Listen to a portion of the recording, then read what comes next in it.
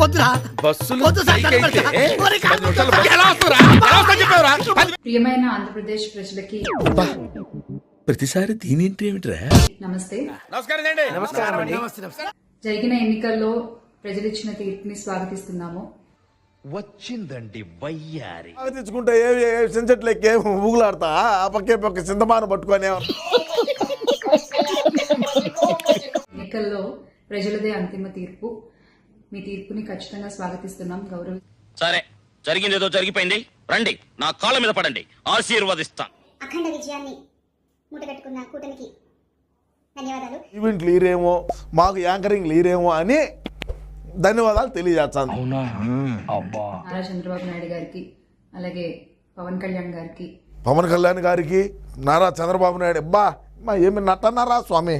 ఆడదంటే అణుకుగా ఉండాలి, తొందరపడకూడదు, చదువు ఉండాలి, సంస్కారం పోకూడదు. ఎస్, ఓడిపోయాము.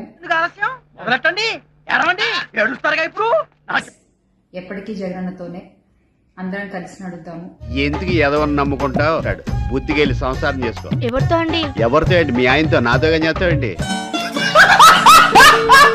చాలా కాల్స్ వస్తున్నాయి, చాలా బెదిరిస్తున్నారు. మా ఛార్జ్ ఏంటో చూపిస్తాం, మా పేస్ పవర్ ఏంటో నిరూపిస్తాం. ఒక రకమైన భయంగానే ఉంది నాకు కూడా. నాకు భయం అవుతుందిరా. భయపడ్డావు కదా?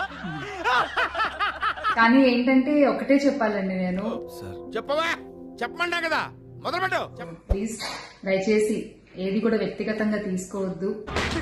గలీజ్ కొడుకులను క్షమించాడు, దుఃఖనమేమన్నా పెట్టుకున్నాను. ప్లీజ్ దయచేసి ఏది కూడా వ్యక్తిగతంగా తీసుకోవద్దు. సెటిల్ చేసుకో. No compromise. నో.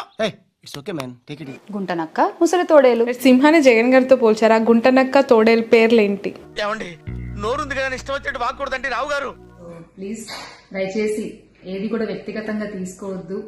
ఓకే, ఇలాంటి చిన్న చిన్న తప్పులు చేయడం సహజమేనమ్మా.